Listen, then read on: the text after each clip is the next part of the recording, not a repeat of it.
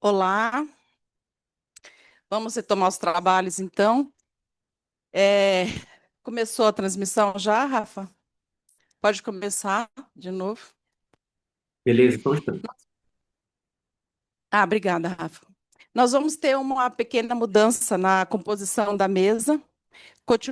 Continuará sendo de três mulheres, mas nós vamos agora trazer duas companheiras dos sindicatos, nossos que estão aqui prestigiando, para compor a mesa aqui comigo. Uma delas é a Francisca, do Sintra Júnior. Francisca, por favor, seja bem-vinda.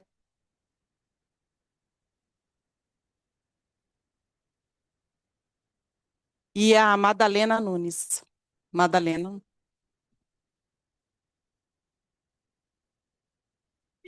Essa vai ser uma mesa muito especial também, porque os nossos palestrantes vão ser os nossos colegas que estão aqui acompanhando,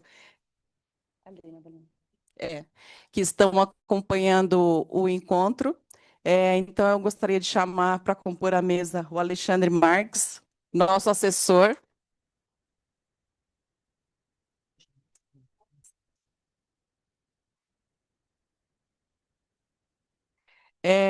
A Patrícia, do CISEJUF,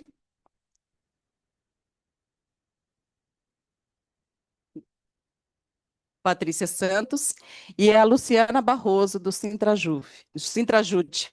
Por favor, Luciana.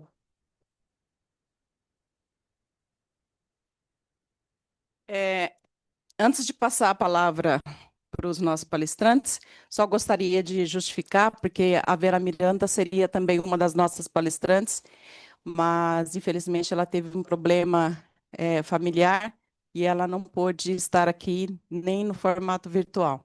Tá tudo bem, vai ficar tudo bem, mas ela precisou dar essa atenção e esse cuidado lá com a família dela, né? Entendemos plenamente. Bom, então, sem mais delongas, eu vou passar aqui a palavra para o nosso assessor, o Alexandre Marques, que está aqui desde sempre, né? Como diz a Patrícia, desde que tudo era mato, né? E o Alexandre é formado em bacharel em Direito, é historiador, e o nosso assessor aqui parlamentar institucional e de outras entidades também associadas da FENAJUF. Alexandre, a palavra é contigo, 10 minutos. 20, perdão, Tá 20 20 minutos. ali, ó. Estou Tá bem. querendo reduzir pela metade do teu tempo. É, queria agradecer o convite novamente para estar aqui nesse terceiro, a partir do momento, mas ao quinto na história da FenaJup. Nós tivemos dois, depende da contagem, nós tivemos dois anteriormente feitos no CCJup no passado. Eu vou me autodescrever. Sou Alexandre, 1,85 m, 154 quilos, homem negro, gay, graças a Deus. Quando a gente fala de falar que ser negro é um ato de resistência, falar que é gay também no Brasil é um ato de resistência, né? Então, no candomblé, inclusive, Babalorixá, iniciado há 23 anos, filho de Xangô, com Oxum. Estou com meu fio de Fá, que eu sou iniciado, e com meu fio de Exu, que não deveria, não deixo de usar, e bonito também, corintiano.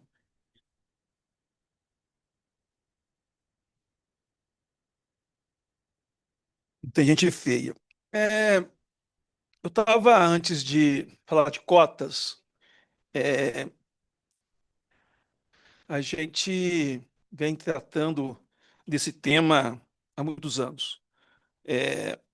Até falei com o César Brito um dia que não adianta ter cota para entrar na magistratura para negros se a gente não tem cota para passar na OB, porque a OB, passar na OB não é fácil. A OB, é, dá para a gente fazer quantos negros passam na prova da OB. Que a OB é uma a OB para a gente chegar nas cotas para a magistratura, nós precisamos chegar. Para aquele trabalhador que está no judiciário, não precisa. Porque está no judiciário, serve uns 3 anos de experiência. Né? Mas para quem não está, quem ainda também não está no judiciário, como que esse negro, essa negra, que está lá na faculdade, né, que teve acesso, porque teve a política de acesso à universidade.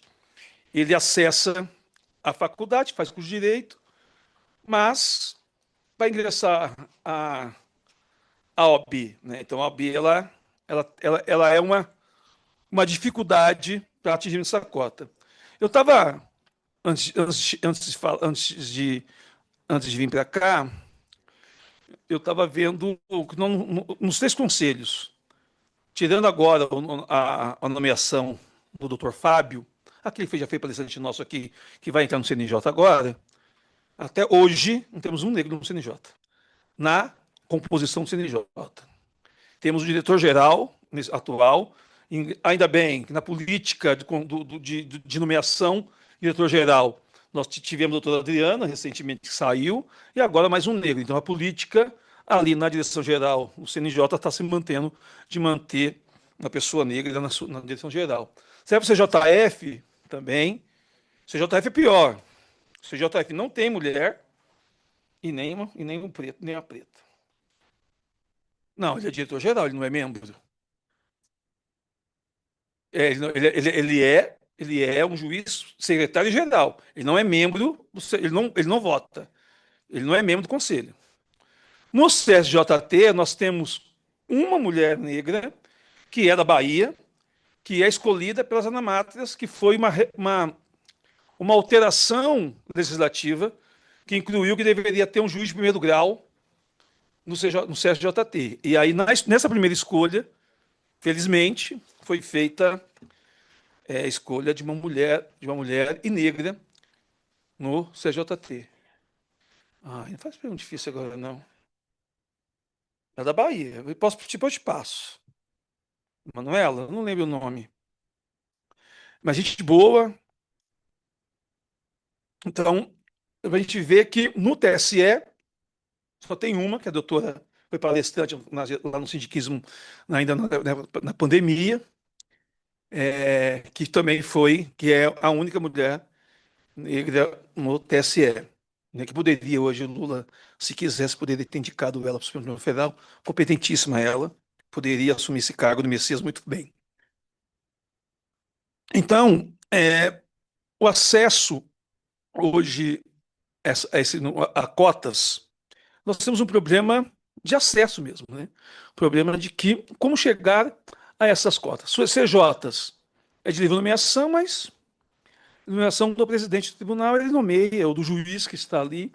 Não existe uma política para a gente, ou se existe, né, a gente não consegue fazer que o professor falou agora, fazer isso se concretizar de fato, né?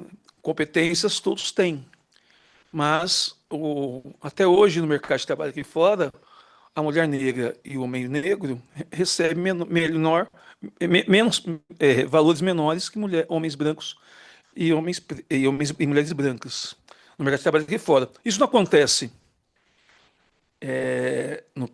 no serviço público, em tese, porque o salário é feito por lei. Mas, quando você distingue função comissionada e CJ, você está diferenciando esse valor de salário que faz no trabalho no mercado da CLT, você faz também no serviço público, você distingue quem está com função comissionada e quem não está. É Manuela Hermes de Lima. Viu? Doutora lá. Ela esteve lá no Enajur, lá na Bahia, se eu não me engano. É, isso. Então, assim, essa diferenciação de salário tem sim no PJU. Não teria em tese, porque a Lei 11.416, quem está no C3 ou quem está no A1, deveria ser o mesmo salário. Mas quando você emprega a questão da CJ e das funções comissionadas, você diferencia. E 70, 80, 90% das funções comissionadas hoje no PJU está adicionado às pessoas brancas e não às pessoas negras, pretos e pretas. E aí nós temos que a gente cobra muito do ponto de vista é, eu falei isso nos outros encontros de LGBT. Nós temos aqui várias pessoas que participam dos comitês, mas cada um fazendo a sua política. Não conseguimos novamente centralizar na FENAJUF a reunião desse povo, todos que representam os sindicatos, para trazer para cá e fazer uma política nacional conjunta, inclusive de levar a nossa participação no CNJ, como chama o negócio ali, que ele falou que Fornaer. A gente não consegue, porque o Felipe está lá no TRT2 fazendo a política, trabalhando muito bem, mas o outro servidor também, do sindicato da FENAJUF, está vindo por outro caminho, porque a gente não consegue se conversar. Acho que quando a gente. Isso eu falei no LGBT, estou repetindo aqui, e falei no PCD também, mesma coisa. Por quê? Nós temos os instrumentos colocados pela administração, que nós temos que ocupar, mas ocupar organicamente, com organização, mas só que nós temos hoje, no nossos sindicatos, nas nossas comissões, quando abre um concurso público, como está sendo chamado aqueles que deveriam ser chamados pretos e pretas? Nós estamos cobrando isso? Ou só estamos pedindo nomeações? Porque a categoria pede nomeação. Tem aí um monte de concursado pedindo, porque afinal a gente trabalha para nomeações e criação de cargos. Nós de nomear, nós estamos verificando se isso está sendo cumprido de fato, essas cotas de nomeação de servidores pretos e pretas, como se a lista está sendo seguida de fato, ou se a lista está tendo fragmentação, está tendo não tem aqui, mas vou jogar para lá, jogar mais para frente. Então, assim, essa política a gente tem que fazer, unificar essa política. Nós podemos fazer uma rede de informações. Nós temos aqui 24 TRTs, 6 TRFs, 27 TRS. Então, se a gente deixar isso correr, a gente vai atingir. Nós não chegamos hoje a 20%, que é a cota, não chegamos a 20%. E dificilmente vamos chegar, porque quem nomeia, infelizmente, olha na foto. Tem foto. Hoje tem foto. Hoje você consegue, antes de nomear, você joga no Google o nome da pessoa completa, aparece a imagem dela lá. Ou no Facebook, ou no Instagram, em algum lugar vai aparecer. E quem está contratando, falando, se eu quero, se eu não quero. E a margem de corte, e a margem de corte do concurso público. E isso acontece especialmente na magistratura. O concurso de magistratura é uma incógnita. É uma incógnita. Aquela questão de pretos e pretas na concurso de magistratura, para mim, ali é fraude. Existe fraude naquele negócio. Não tem como provar, porque a gente não está ali, coisa mais para mim, isso é para mim, existe fraude, porque a gente não se atinge o número de pretos e pretas no concurso de magistratura. Muitas vezes também não se atinge o número do número de vagas do concurso público, porque tem toda uma pesquisa social, não sei o quê. E aí onde se tira? Porque assim, na prova objetiva o negro vai lá e passa, o preto e a preta vai lá e passa. Onde tira? É no subjetivo, quando é avaliado por uma banca que avalia e assim, olha, não tem mais justificativa porque o cara não passou no concurso público. Não sei se estão. Antigamente não tinha, não sei como está hoje. Então, assim, nosso tempo para mim já indo aqui finalmente, que já está com falta 8 minutos. Voa, né? O tempo. Então, 8 minutos. Falta muito ainda, falta pouco. Então a gente tem que. Falta pouco ainda. Então a gente tem que fazer isso. E aí, acho que na política a gente tem que fazer autocrítica.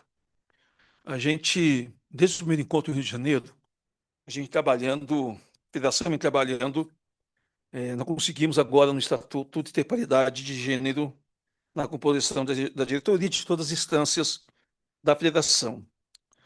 E ainda não conseguimos, e não sei, não conseguimos e não sei por que não conseguimos, aí tem que fazer a autocrítica é avaliar, de fazer esses 30% que está no estatuto para a chapa, né, para a chapa, que ela se concretize na direção. Né? Eu vi vários no último Congresso JUF, lá em Foz do Iguaçu, vários companheiros de todas as forças políticas participando de chapa, mas lá no 13, no 14, no 15, onde eles sabiam que cada chapa, no máximo, chegava no 10º. Mas os nossos negros, a maioria, não todos, de pretos e pretos, estava ali no 11, 12, 15, 16, 17, né? Onde nunca chega. Nós temos que mudar isso. Para a gente cobrar dos outros, se a gente vem cobrar a cota no judiciário, a gente vai ter que cumprir pelo menos a cota dentro de casa. E aí dentro dos nossos sindicatos.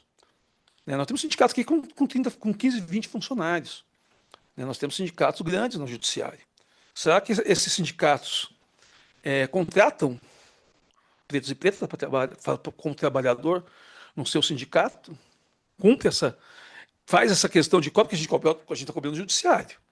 A gente está cobrando do PJU. A gente cobra que o CNJ faça política para terceirizado. Mas a gente faz política dentro dos nossos sindicatos? Nós falamos política de contratação de pretos e pretas, de formação. E aí nós temos que também, para saber, eu falava de cota, Patrícia fala de cota, eu falo de cota aqui, para vocês é fácil. Mas eu quero falar de cota para os brancos. Eu quero falar de cota para quem critica cotas. Porque aqui ninguém critica cota. Que todo mundo apoia a cota. E sabe a necessidade e a importância dessa reparação. Mas nós devemos, e aí, uma autocrítica. Lá em Belém, quando nós falamos de pretos e pretas, o plenário se esvaziou. O plenário se esvaziou. O pessoal foi discutir política. Porque a política é mais importante do que eu saber do que o preto e a preta sofrem no Poder Judiciário. Então, assim, se a gente não fizer, se a gente ficar aqui, quando eu sempre falo, pregando para convertido, é bom que a gente celebra, a gente nos encontra, mas ficamos no mesmo. Se a gente não levar isso, né? Eu e a Zeca, nós fomos lá em Salvador, na questão de perspectiva de julgamento na questão racial, o CJF, e lá o doutor Edivaldo falou a mesma coisa, gente. Uma plateia majoritariamente de negros. Assim, olha, aqui todo mundo já julga na questão. A gente tem que começar a trazer assim, ó, é uma questão de julgamento na perspectiva racial. A minoria hoje é juiz preto e preta. Quem teria que estar na maioria são os juízes brancos que vão ter que julgar o negro que chega na sua frente sem saber a verdade. Então nós temos que fazer uma política. Eu acho que a Fernanda Juf poderia, um encontro de pretas e pretas, não precisa ser um encontro de pretas e pretas, vai fazer um encontro, né, para letramento, um encontro, assim, vamos discutir cotas, vamos discutir a questão do LGBTQIA+, a questão da pessoa com deficiência, a questão das mulheres, mas com as pessoas que têm que escutar de verdade. As mulheres, os machistas têm que vir escutar quando fala da questão de mulheres. Não só as mulheres se defendem. Nós temos que falar para os homens machistas. LGBT, para as pessoas que não são LGBT, para entender o que a gente sofre. E a mesma questão do pretos e pretas. Nós precisamos trazer para cá aquele chefe branco para entender o que é e para que serve, qual é o instrumento que ele tem para nos valorizar como pessoa, com dignidade. A gente não está a porta do serviço público, que entre o branco também, entre o preto, e a dificuldade foi a mesma. A dificuldade foi a mesma, foi a mesma prova. Porque ele tem direito de ter uma CJ, dá para contar hoje esses dos 27 TREs, dos 24 TRTs, dos 6 TRFs, quantos negros são DGs? Quantos negros são secretários gerais? Ou pretas? Não, preto não, gente. Assim, a gente falar, se tivesse negros, que além de ser, além do judiciário ser uma instituição preconceituosa, racista institucionalmente, ela é machista também. Por mais que a composição majoritária de mulheres, as mulheres hoje conseguem ser promovidas empregadoras só a maioria por antiguidade, é poucos por merecimento. O merecimento é sempre o homem que merece ser chegar desembargador. As mulheres sempre, você pode fazer uma média. As mulheres, a maioria, é por antiguidade. Porque vão segurando, não tem mais como segurar, tem que ir mesmo. Né? Então, assim, para finalizar isso, acho que nós temos que, além de estar aqui hoje comemorando duas coisas, né? O 20 de novembro, que é o Zumbi Palmares, a prisão de Bolsonaro, que quando falou os colambolas e dirigiu a arroba, não sei quem lembra disso, agora ele vai sentir a mão de ferro de Xangô da justiça lá onde ele tem que estar. Na Papuda ele deveria estar, não na Polícia Federal, mas é importante ele estar preso. Então, acho que nós temos que, a FENAJUF e as suas entidades filiadas, nós temos que nos organizar. Acho que importantes encontros, sensacionais encontros, festivamos, fazemos festas, comemoramos, mas nós precisamos entrar de fato na organização e na busca desses espaços. A FENAJUF ainda não conseguiu assento no CNJ. A FENAJUF ainda não tem assento no CJF. A FENAJUF ainda não tem assento no CSJT. A magistratura tem. Nós não temos. E nós temos que buscar isso. E isso passa por uma questão, não é cota. Acho que a cota ela repara. A cota foi importante, é importante. Temos que reparar, e aí tem o fundo agora de reparação, que está sendo tramitado, vai ter alguma sessão a semana o Congresso vai ter uma pauta, né, da consciência de alguns projetos que trata da consciência negra, dos negros, pretos e pretas, mas também tem a pauta nossa quarta-feira, nossos projetos. Então, é tudo quarta-feira, então a gente vai tentar se dividir para acompanhar tudo. Né? Que o projeto possa votar de manhã na CCJ e à tarde já no plenário. Né? Porque tem lá um regimento interno que permite isso. Os outros projetos do judiciário. Então, assim, então acho que nós temos, para finalizar, falta 15 segundos, a gente tem que olhar para dentro, conscientizar os brancos que estão dentro do judiciário e buscar, primeiro, também trazer para as nossas questões internas a, a, a busca dessa trazer os negros para dentro da instituição, né? Ver a política que a gente faz nos sindicatos. Nós temos 3 anos agora para amadurecer, que no próximo Congresso JUF nós possamos ter não 30% de negros e negras na chapa, mas nós temos 30% de negros e negros na composição da direção. Dos 24 ou dos 17 titulares, 30% seja de pretos e pretas na direção. Muito obrigado. Obrigada, Alexandre. Mas lembrando que no último Congresso foi 12º, já conseguimos isso. Não, na direção. Ah, tá. Não, mas agora nós já conseguimos na direção. Na chapa já existia antes. Agora, no 12º, nós conseguimos a aprovação na direção. Então, no 13º já vai ter que ter na direção.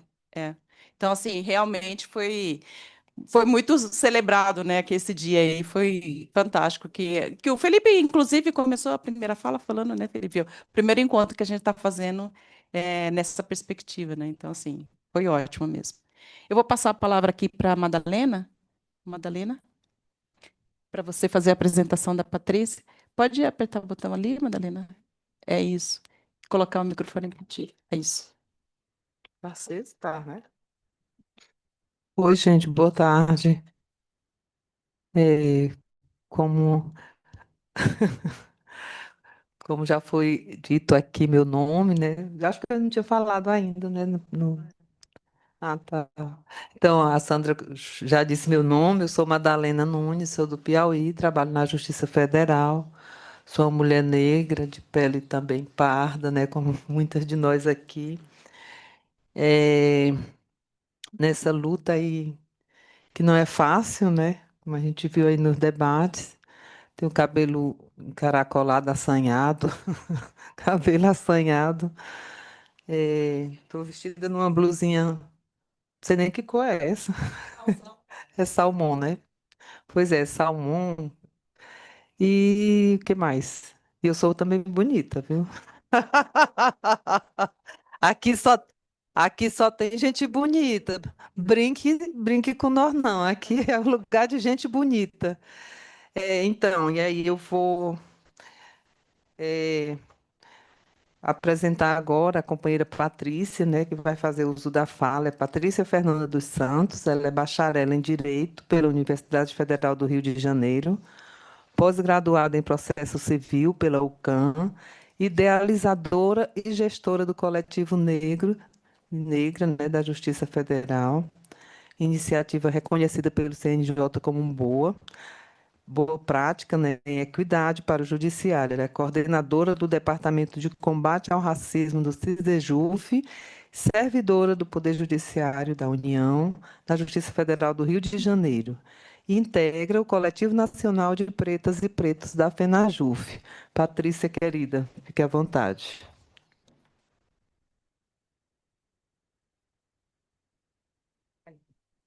Já foi? Já.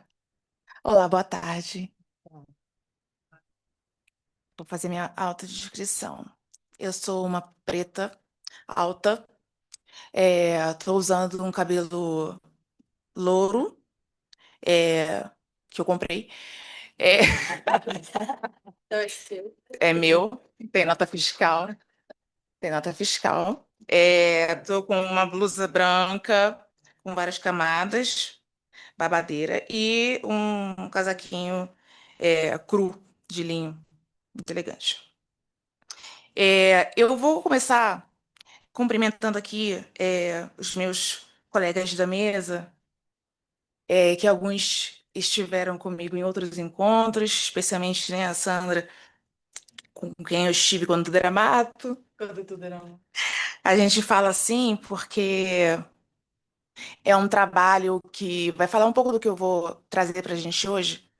É um trabalho de voltar sempre ao passado para olhar o futuro. A gente precisa sempre lembrar de onde a gente veio, senão você não sabe como vai chegar e onde vai chegar. Você não vai saber chegar onde você precisa, né?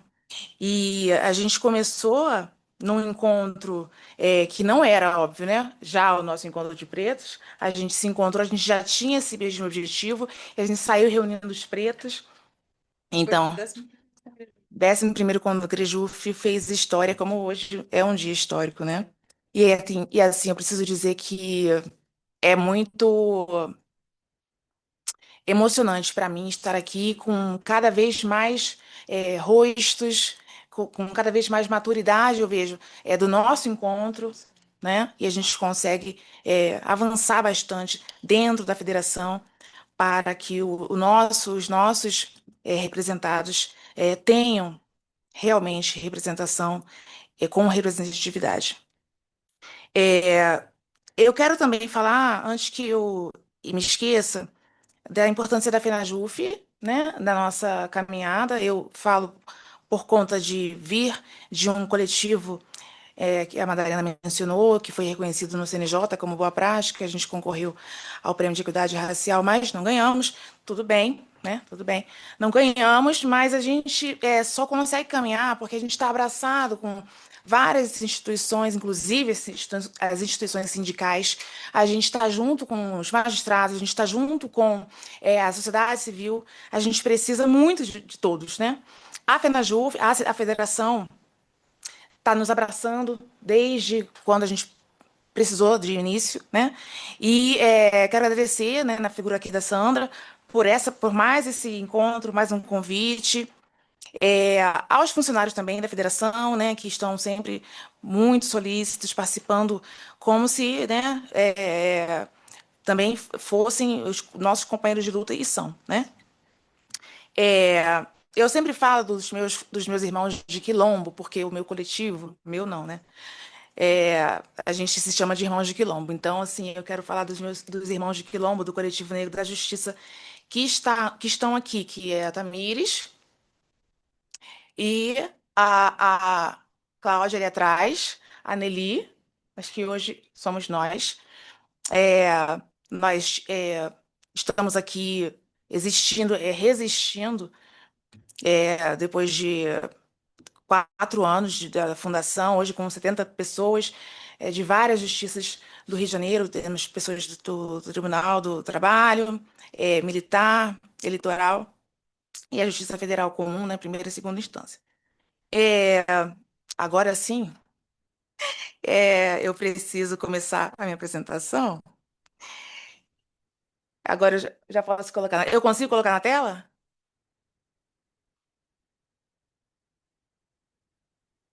Obrigada. A gente vai fazer aqui rapidinho. Eu não vou falar mais do que os colegas, óbvio, porque a gente está dividindo o mesmo tema. A gente vai falar sobre cotas, cada um com um pouco de contribuição.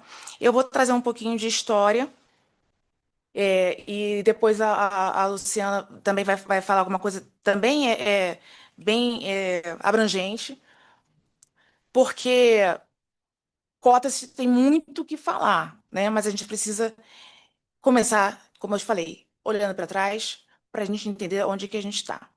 Porém, eu vim do Rio depois do 28 de outubro. O que foi? O que aconteceu dia 28 de outubro? Foi dia do quê? E era para a gente estar lá fazendo o quê? Dia do servidor, né? Dia do servidor. E aí a gente se depara com essa, essas cenas que para a gente que é militante, nos faz estar de luto. Eu fiquei o dia de luto, e fiquei um tempo de luto. É, a gente pode falar de alguns dados aqui, mas eu quis trazer, assim que eu vi, li sobre essa conduta é, do nosso Estado, eu pensei, eu tenho que levar essa reflexão, porque antes de falar de um passado que explica muito, né, da ação afirmativa, é, nada mais concreto do que essas cenas que a gente viu lá, né? A ação policial tinha a autorização para cumprir, acho que 100 prisões, tinha 100 mandados de prisões para serem cumpridos. Mas o resultado foram mais de 130 mortos. Então, assim, ainda que fossem os 100, não eram. Nenhum era o do mandado. Ainda que fossem, então, assim, 130 mortos, ou mais de 130 mortos, por conta de 100 mandados de prisão. A gente tem alguns dados ali que eu daqui não consigo ler, eu posso abrir no meu celular, mas que são os que mais me impactaram, assim. Nesses 130 mortos, a gente tem os 4 policiais, né? Mas a gente tem 2 menores de 18 anos, um deles com 14, só 3 com mais de 40. E o mais velho tem 55 anos. No mesmo dia, ou no dia seguinte, a ONU, para além dos nossos próprios institutos aqui, Ministério Público, Defensoria Pública, mas a ONU, ela se assusta e ela pede uma investigação, esclarecimentos. O Alto Comissariado da ONU, por meio do comissário Volker Turk, disse: compreendo plenamente os desafios de lidar com grupos criminosos violentos e organizados, como o Comando Vermelho. No entanto, a longa lista de operações que resultam em muitas mortes, e ele pontua, que afetam desproporcionalmente pessoas negras, levanta questões sobre a forma como essas incursões são conduzidas.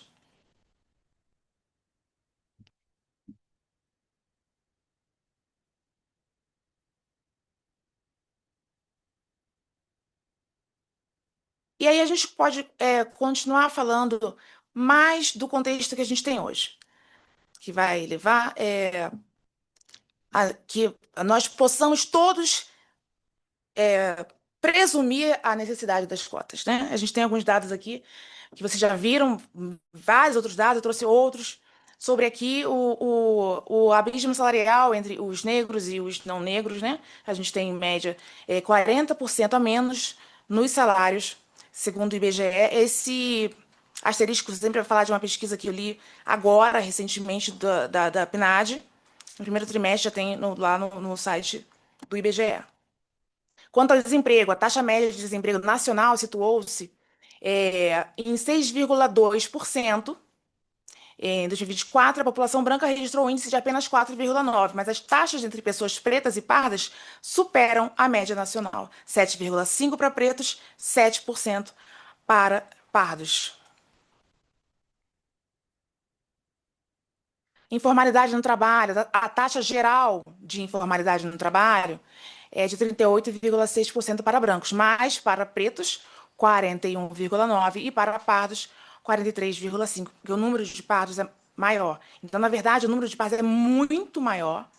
Esse número aqui mostra como os pretos retintos, né, como a gente precisa falar às vezes, têm lugar apenas nesse trabalho informal.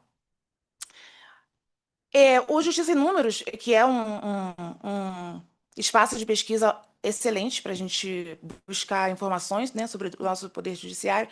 Esse aqui eu printei direto do Justiça em Números. Ele fala hoje de 14,3% de magistrados negros e 33,7% de servidores negros. Aqui embaixo eu pontuei o que a gente já falou hoje, né? Que a gente teve o brinde no dia 20 de novembro, saber da nomeação que não era de ninguém negro, de alguém negro. Então a gente está aqui falando de mais motivos, e a gente volta aqui para uma análise com mais pontos, né? Por que cotas, né? A gente teve a abolição, sem aquela recolocação que a gente precisaria para o mercado, para saúde, educação, moradia. Aqui a gente fala também das legislações passadas que nunca conseguiram ou tentaram, talvez, abranger os negros como se necessitavam, né? É sempre com alguma parte que vai dar com a mão e tirar com a outra, né? Mas aqui a gente, no passado, não era isso. A gente teve pena de morte para negros, né? A gente teve, por exemplo, a lei da vadiagem, a gente teve, por exemplo, punição para quem, enfim, exercesse o seu ofício de religião. E aí a gente faz a conclusão de que o racismo e as desigualdades sociais foram determinantes na história do desenvolvimento da sociedade brasileira, desde o mercado escravocrata, que era o mais lucrativo na época, e por isso a gente foi o último lugar a abolir nas Américas e no mundo, até os tempos atuais. A gente mantém o modelo. Muda o nome, mantém o modelo. E aqui embaixo eu coloco cota não é esmola, é correção de justiça. Eu pensei em trazer uma música que fala cota não é esmola, mas não iria dar tempo. Então só deixei aqui a homenagem à artista Bia alguma Ferreira. A homenagem a ela, quem puder possa ouvir, porque vale a pena, é muito bom, ela é muito boa.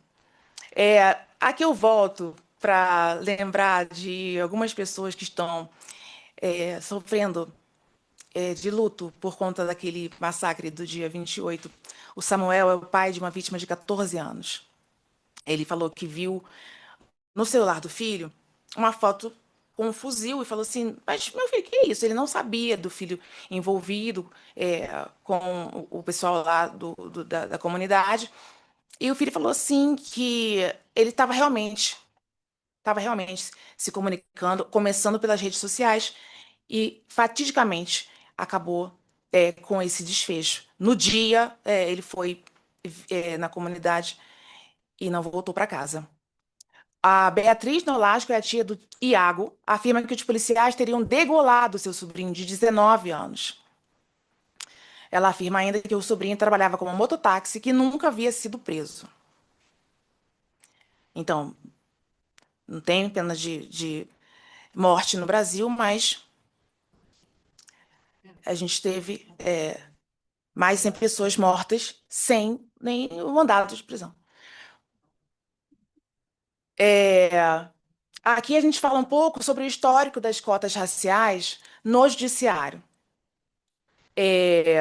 A lei que somente em 2014, tá? A gente está falando de uma lei de menos de 12 anos atrás, é isso mesmo. Só em 2014 que a gente teve lei falando que 20% das cotas em concursos federais seriam destinadas para pretos e pardos. Depois disso, a gente teve a ADC 41, que é uma aula de ação afirmativa. É nessa ADC que o Barroso fala que, na verdade, sempre existiu cota, só que para branco, né? A resolução 203 também é do CNJ. A lei agora, 2025, ela só vai ampliar de 20% para 30% no executivo. E aí a resolução do CNJ agora, de novembro, amplia também, acompanhando a lei do executivo, de 20% para 30% a reserva de vagas para pretos e pardos, e inclui também indígenas e quilombolas para esses concursos. Agora, eu deixei esse adendo para que, se tivesse tempo, estou vendo que eu acho que vai ter.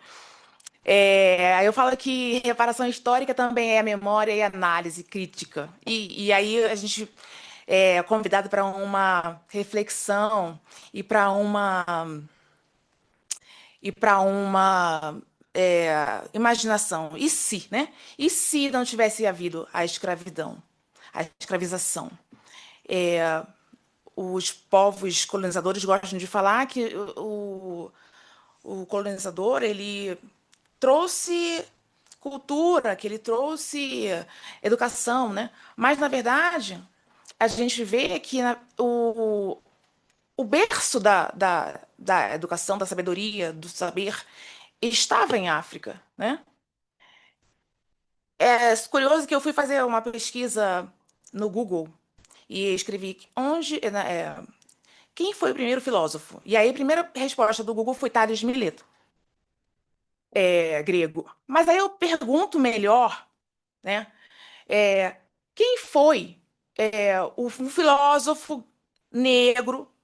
E aí a gente começa a ter respostas melhores. Como assim? O próprio Google me responde que Tales de Mileto, que nasce em 625 a.C., foi o primeiro. Se antes dele já existia vários outros, mas assim, próprio a Sandia 2.800 anos antes de Cristo, né? Lá na beira ali do Nilo, 2.200 anos antes do aparecimento de Tales de Mileto, né? É, Aqui a gente tem vários nomes de filósofos gregos, né? Imhotep, Pnamotepe, Amenhotep, eu não vou falar todos, mas é de uma intensidade o estudo desses caras, assim, que a gente entende porque que até o Tales de Mileto foi para o Antigo Egito, que a gente deixa de chamar de Kemet, mas o primeiro nome é Kemet, né? Por que ele vai para o Egito para estudar? Porque lá estava a fonte do saber, né? Aqui a gente está falando também de um lugar em África, né? Per Ankh, um centro de estudos localizado em Kemet, onde se concentrava vários historiadores, várias pessoas estudando, muito antes das nossas civilizações ocidentais pensarem em surgir, né? É lá onde hoje é o Egito, né? E um dado que eu encontrei no Guinness Book, e vários sites me confirmam, é que a primeira a universidade que ainda continua em atividade foi criada por uma mulher e africana, né? Porque de Marrocos. Então, assim, não é de Ásia, não é de Europa. Ela é a primeira universidade, a mais antiga e em atividade. A gente vai para Marrocos com a foto da universidade. Deixa eu ver se tem o nome. Eu fiquei tentando decorar a Universidade Al-Qarawiyyin. É porque eu tentei ficar decorando para eu falar, mas acho que é mais ou menos isso. Essa é datada de 859. Mas se você pesquisar no Google, você vai colocar assim, quais foram as primeiras faculdades, universidades? Ele vai falar de várias europeias. Só que o próprio Guinness reconhece a existência dessa universidade do Marrocos, sabe? É nossa, é o nosso povo, e a gente precisa lembrar para avançar, né? Nós temos esse potencial todo, nós somos tudo isso, né?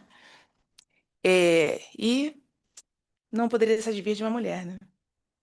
Agora eu vou caminhar, não, eu vou finalizar com uma mulher que Nelly já colocou na ABL, mas ainda que a ABL não reconheça, ela já foi imortalizada pelo seu grandioso trabalho na literatura afro-brasileira.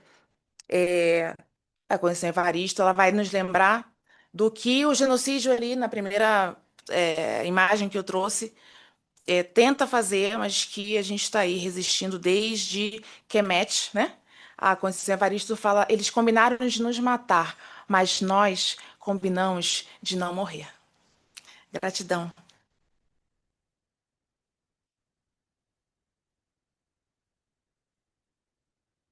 Obrigada, Patrícia. E assim, eu preciso fazer. Você falou sobre a questão da universidade, né? E aí me lembrou muito de um acontecimento que teve esses dias, que eu estive no encontro de negros e negras da FENAJUDE, no Rio de Janeiro, e foi na palestra do Dr. Edio Silva.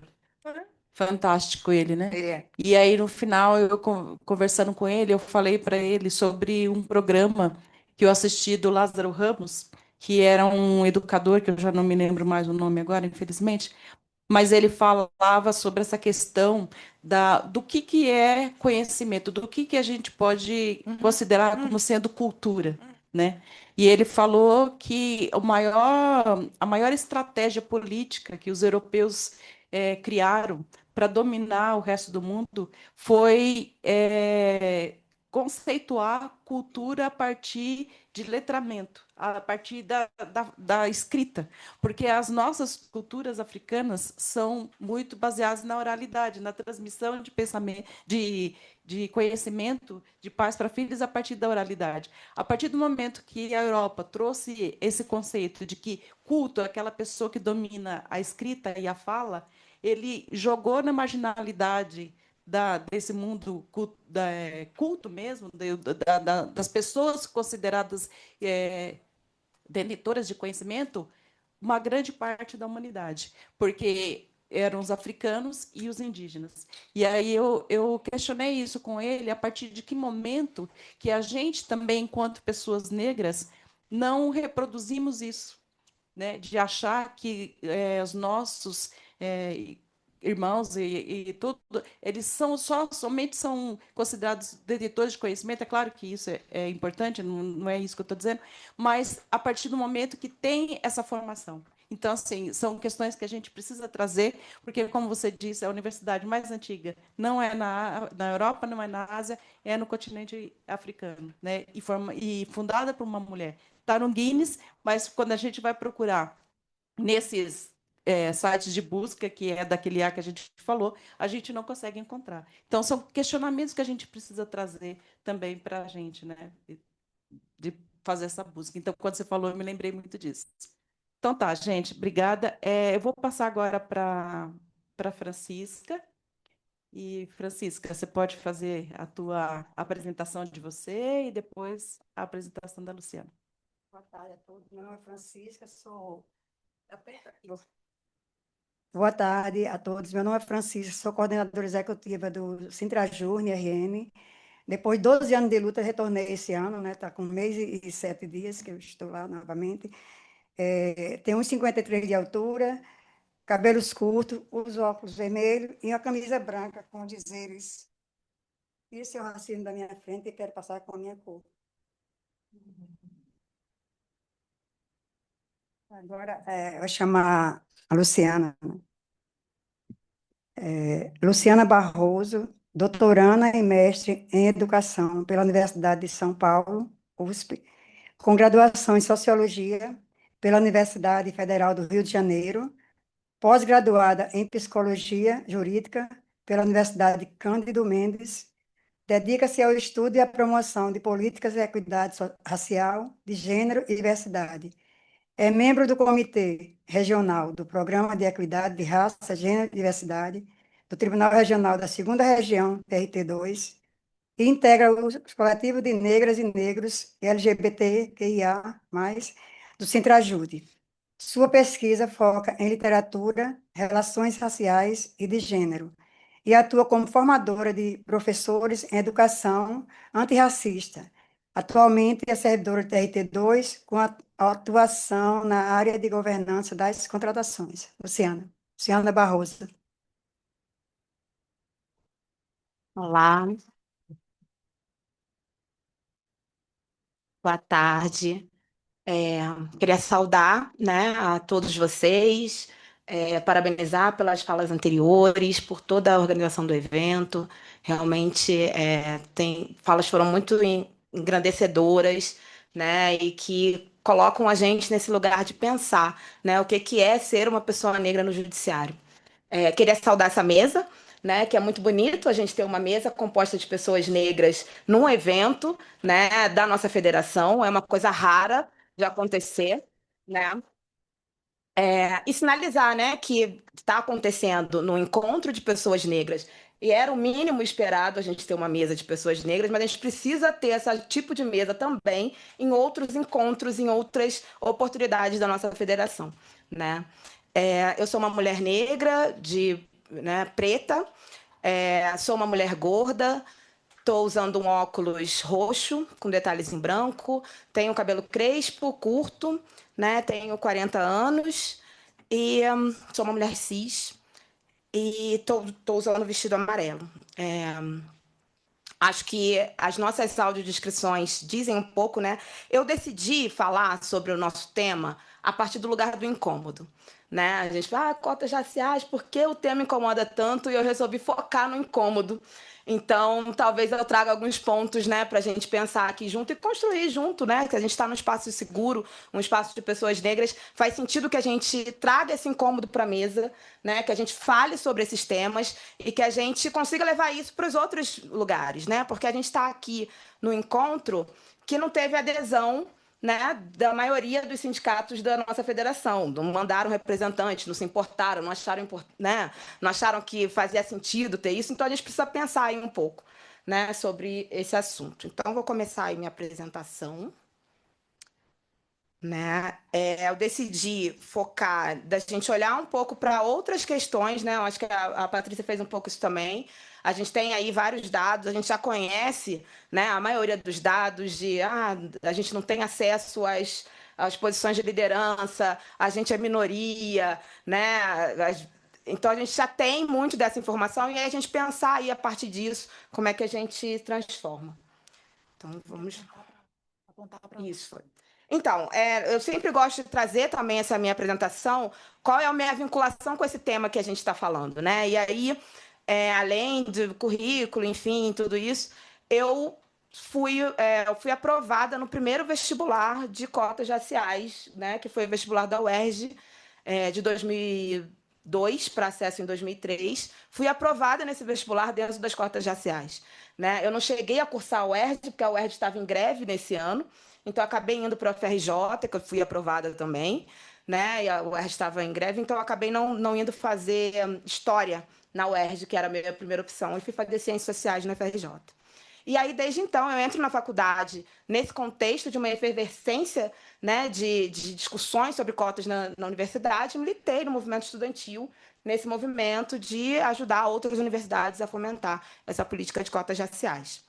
E aí, eu trago essa política de cotas na universidade como algo para a gente pensar, né? O quanto essa política, que já tem 20 anos, mais de 20 anos, né, foi fundamental para a gente mudar um cenário de acesso a espaços elitizados na nossa sociedade.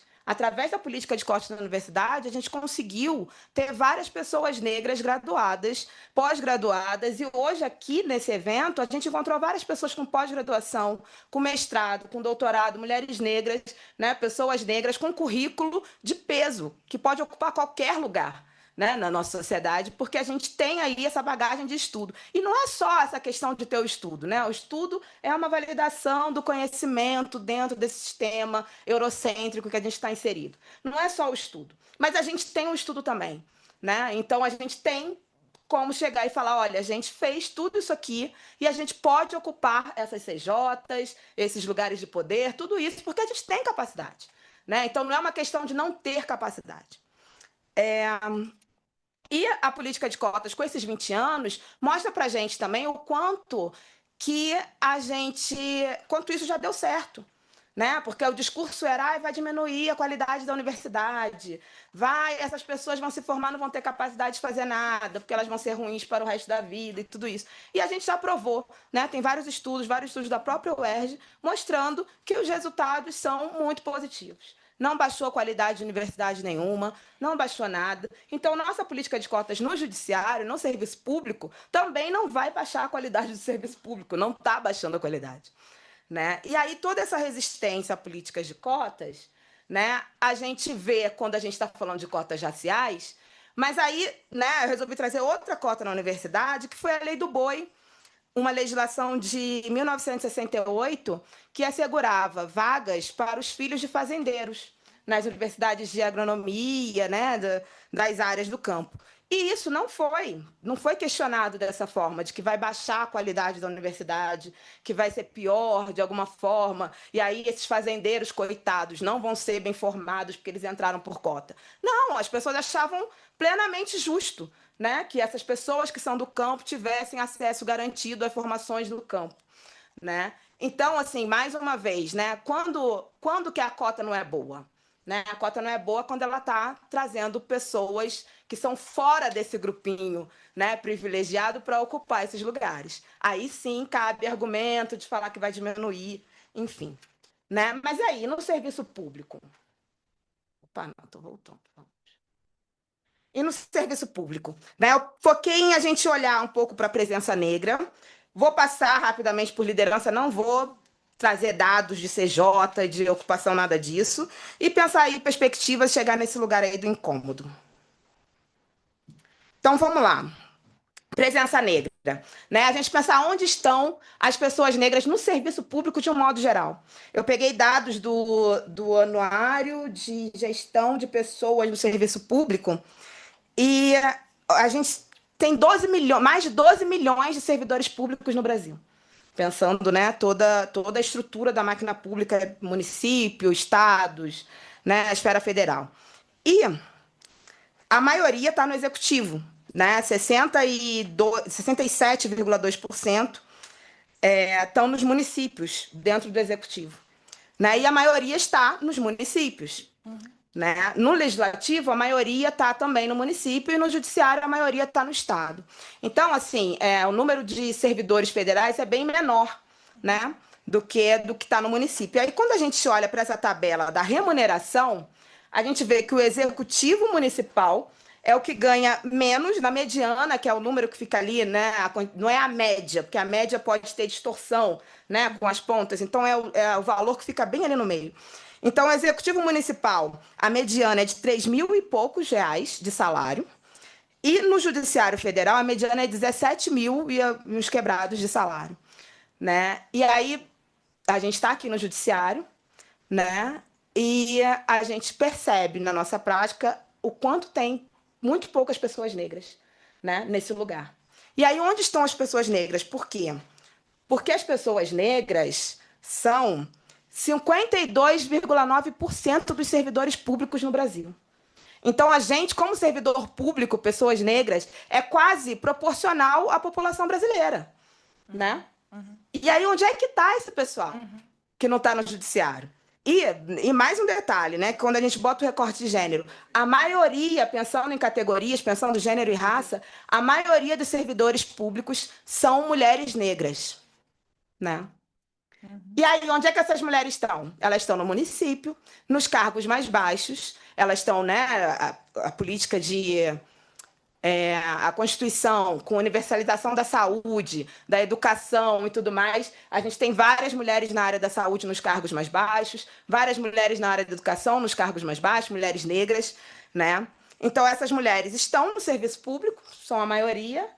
E aí, quando a gente olha, pensando aqui no federal, no estadual e no municipal, né, a gente vê que as mulheres negras na esfera federal cai para 12,5%. E na esfera municipal, as mulheres negras são 37%, né, por cento. Então, né, onde que a gente está? E aí, tudo bem, a gente tem muitas pessoas negras servidoras públicas, a gente tem muitas mulheres negras servidoras públicas. Qual é o salário dessas pessoas? Não. E aí a gente chega na questão salarial. Entre 1 e 2 salários mínimos, a gente tem 36% de mulheres negras recebendo esse tipo de salário. E na parte superior, lá com mais de 20 salários mínimos, a gente tem 3,5% de mulheres negras recebendo esse salário. Estou trazendo mulheres negras especificamente, porque também é o meu lugar de fala, né? Mas se a gente olha os dados das pessoas negras de modo geral, também tem essa distorção absurda, né? E aí? Por que essas mulheres não acessam esses lugares? Né? Por que é aceitável que a gente tenha um concurso público que democratiza o acesso, que traz as pessoas para o serviço público, que o serviço público é uma maneira de ascensão social da população negra, né? A gente, a partir do serviço público, e eu vejo isso muito na minha família, né? A gente consegue romper um pouco com essa questão de não conseguir emprego por causa do lugar que você mora, por causa da sua origem, por causa da sua religião, por causa da sua boa aparência, né? E aí aqui a gente, várias pessoas de belíssima aparência reunidas, né? E a gente consegue, né, romper essa barreira, e por isso a gente tem essa quantidade de pessoas negras. Mas aí, quando vai chegando nos cargos mais elitizados, nos cargos mais valorizados, né, do serviço público, cai drasticamente essa presença negra. Né? A gente não está aqui, né? Somos um grupo de pessoas negras que estudou, enfim, que sabe. A gente entende que essas pessoas negras não ocupam esse lugar, não é porque elas não conseguem passar no concurso, porque elas são mais burras e elas estudaram menos e aí não conseguem ocupar um cargo no Judiciário Federal. Não é isso. Né? A gente tem várias outras barreiras que nos excluem. E aí, a nossa experiência, né, no Judiciário,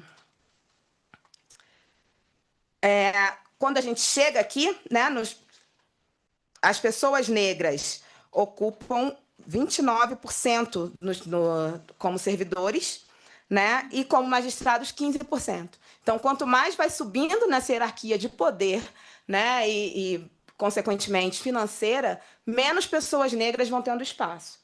Né? E por quê? Por que esse modelo se reproduz? Por que tudo isso continua dessa forma? Né? Eu trouxe, né, alguns dados básicos, mas também do censo, né, esses agora do censo do CNJ, né, mostrando o percentual de magistrados por cor e raça, né, e aí a gente tem lá 80 e poucos % de pessoas brancas, 13 de pessoas negras pardas e 1,4 de pessoas negras pretas, né? E aí, quando a gente chega para os servidores, a gente continua com os números bem discrepantes, né? Como estava. Baixa um pouco, mas o acesso ainda é muito difícil para as pessoas. E aí, né, a Patrícia falou da política de cotas, né, aqui no Judiciário, né? O CNJ continuou aí, né, referendou esse aumento para 30%, né, que a gente precisa realmente ver como é que isso tem sido implementado e tal, mas qual é o impacto da gente não ter gente negra? Né? E aí a gente pensa um pouco liderança. Os dados lá dados do Executivo mostram que pessoas não brancas em posição de liderança, né, no governo Lula 3, que é agora, no nosso contexto, são 24% de homens e 15% de mulheres no executivo, né, federal, em posição de liderança. Com certeza, não cheguei a buscar os dados do judiciário, enfim, mas com certeza no judiciário a gente tem menos ainda pessoas negras, né, pessoas não brancas como posição de liderança, né, porque é ainda mais excludente.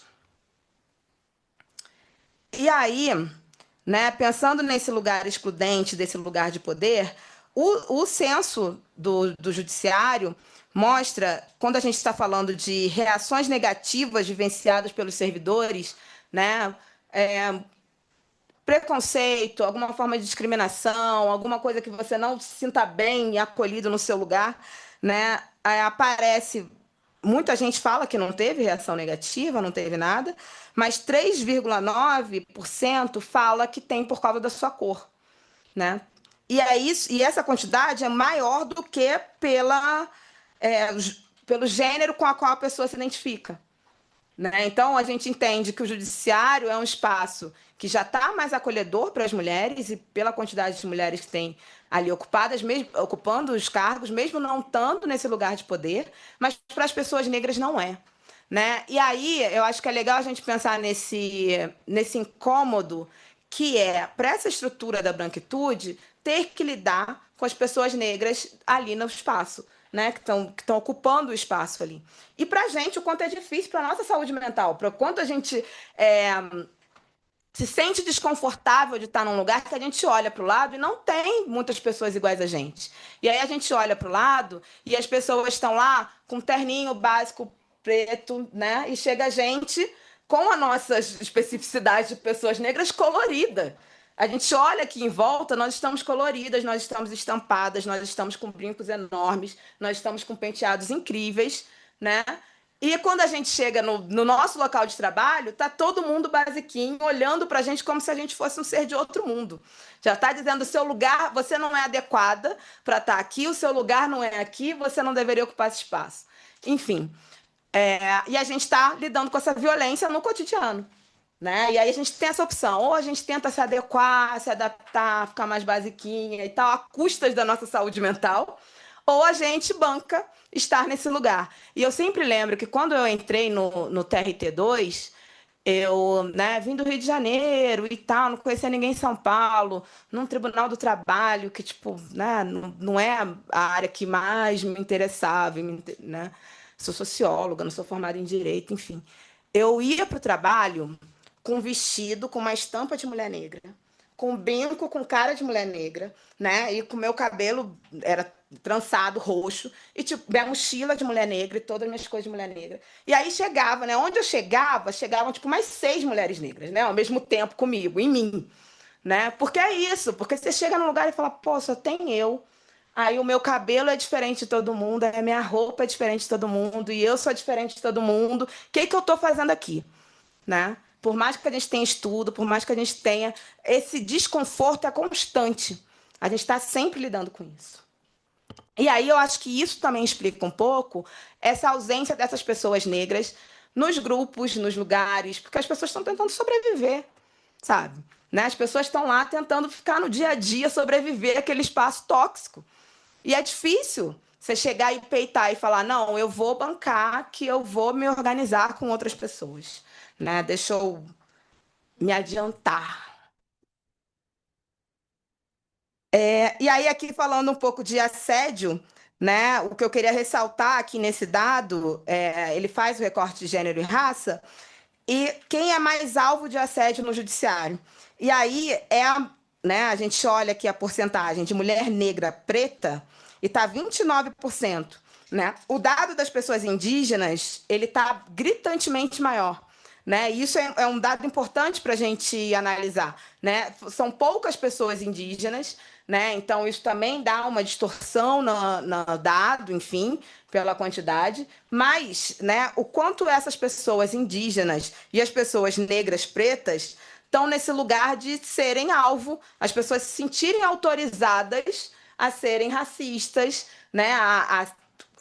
assédio, enfim, qualquer tipo de discriminação, as pessoas se sentem mais confortáveis, porque estatisticamente tem uma chance muito maior dessa pessoa ser qualquer um, né? Ser alguém que, não importa, né? Ser confundido com qualquer outra pessoa que não é importante ali naquele contexto, porque é assim que eles olham qualquer pessoa que não está num lugar de poder, né? Então, eu acho que é importante a gente se atentar para isso. E o que essa desigualdade faz, né? Essa desigualdade é o que a branquitude quer manter. A branquitude quer manter essa estrutura, né? Então, por isso que quando a gente começa a falar, quando a gente começa a se organizar, né, para que a gente ocupe mais espaços, tem uma resistência enorme. Porque as pessoas começam a se colocar num lugar, né, de que a gente não pode se organizar a partir de raça, porque isso é separatismo. Então, você faz um coletivo de pessoas negras, vocês são separatistas, a gente não tem apartheid do Brasil, né? Vamos todo mundo junto, interseccionalizar e falar de tudo ao mesmo tempo, e é isso aí, né? E aí, a gente também, né? Não sei se foi a Tamires que falou, alguém falou sobre. Não sei se foi a Sandra também, alguém falou sobre como as pessoas negras foram trazidas para cá e separadas e misturadas, misturando diferentes etnias, né? Foi a Magali. Foi a Magali. Misturando diferentes etnias, misturando todo mundo, para que a gente. Já acabou meu tempo e eu vou falar só mais um pouquinho, gente. Misturando todo mundo que não tinha afinidade para que a gente brigasse entre a gente. E desde então, a gente não sabe se unir, no final das contas, né? Porque a gente, e aí uma característica muito brasileira da gente viver nesse estado que falou-se muito numa democracia racial, que aqui não tem apartheid como nos Estados Unidos, que aqui tudo, né, fica todo mundo bem, é harmônico. E aí nesse contexto, a gente acha que é vergonhoso, que é separatista quando a gente se une e começa a discutir as nossas pautas a partir da nossa negritude. Né? Então, acho que é isso que a gente precisa pensar um pouco. O quanto a gente pode pensar em se organizar. A gente se organiza através do gênero. A gente tem coletivos de mulheres, grupos de mulheres que, por exemplo, só tem mulheres ali naquele espaço. Não tem uma presença masculina e é autogestionado a partir das mulheres. Né? A gente se organiza como classe, quando a gente tem nossos sindicatos, e ali não tem magistrado. É a gente, servidor, falando pela gente. Então, a gente pode pensar numa possibilidade de se organizar como pessoas negras falando, né, por si próprias e construindo por si próprias a partir das nossas próprias especificidades.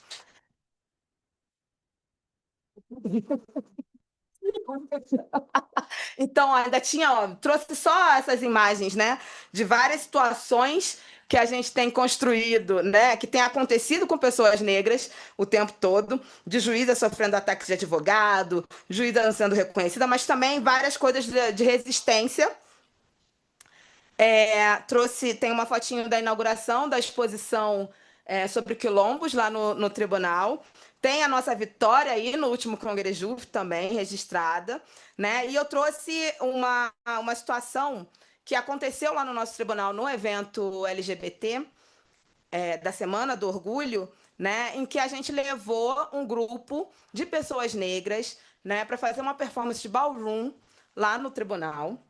E no evento foi tudo maravilhoso, as pessoas receberam super bem, né? As pessoas ficaram um pouco incomodadas com essa presença negra, com essa presença queer no tribunal, mas tudo correu muito bem. Mas depois isso já virou uma polêmica de pessoas acusando o tribunal que isso poderia diminuir a imagem do tribunal, manchar a imagem, porque o tribunal não é lugar para esse tipo de coisa. Então, assim, quando a gente ocupa os espaços, sempre tem a branquitude, de alguma forma, né, construindo mecanismos para poder desestabilizar as nossas conquistas. Então, gente, é basicamente isso, né? Eu acho que as cotas raciais colocam o judiciário, colocam o racismo onde ele sempre esteve, que é no centro da estrutura, e tornam impossível continuar fingindo que a desigualdade racial é apenas um problema externo, né? A desigualdade racial é um problema interno do nosso judiciário e a gente precisa lidar com isso, né, como pessoas negras, provocando as pessoas brancas, né? Vai ter o evento sobre o Pacto da Branquitude. É fundamental que a gente consiga chamar mais pessoas brancas para entender isso, porque eles se privilegiam disso o tempo todo, né? E a gente já discutiu, já pensou, refletiu, a gente só sofre na mão do pessoal no final das contas, né? Então, a gente precisa, não é nossa obrigação fazer esse letramento para as pessoas brancas, né? A gente precisa também ter essa tranquilidade, que a gente não tem que ficar educando as pessoas brancas, sabe? Já são 137 anos pós-escravidão, já tem um tempo aí que a gente está sofrendo e a gente não tem que ficar ainda assumindo o papel de ter que educar os outros. Mas, né, no que tiver ao nosso alcance, convidar e apresentar essas pessoas essa oportunidade delas refletirem sobre o lugar que elas ocupam, um lugar de privilégio. Então é basicamente isso, gente. Obrigada. Obrigada, Luciana. Ainda tinha muita coisa, né? Não, mas tudo bem.